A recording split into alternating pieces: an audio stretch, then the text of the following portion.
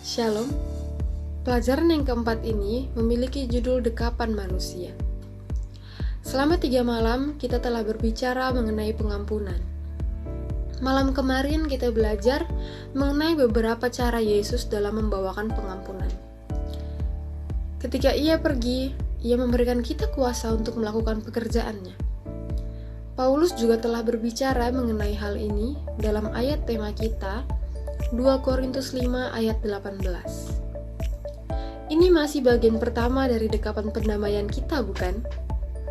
Pertama, kita berbicara mengenai bagaimana Allah membuka tangannya. Karena pengampunan hanya datang dari Sang Pencipta.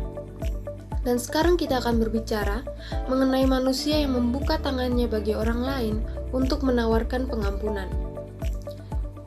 Dalam Kejadian 45, kita bisa melihat kisah bagaimana Yusuf dijual oleh saudara-saudaranya.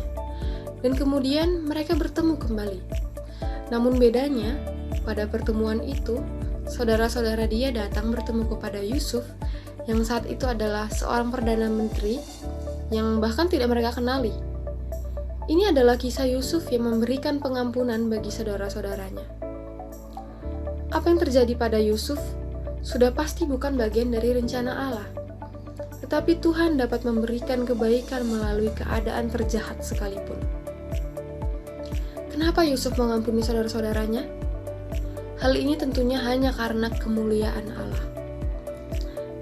Tetapi sayangnya, saudara-saudara Yusuf tidak yakin akan pengampunan tersebut.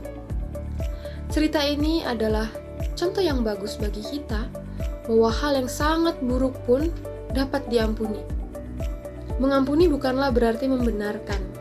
Seperti Yusuf, kita pun dapat memberikan dekapan pengampunan bagi sesama kita oleh kemuliaan Allah yang menyanggupkan kita untuk melakukannya.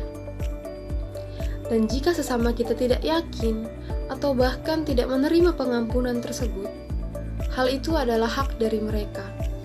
Kita sebagai manusia hanya dapat mendoakan karena kita sendiri telah menerima pengampunan yang luar biasa dari Allah. Tuhan memberkati.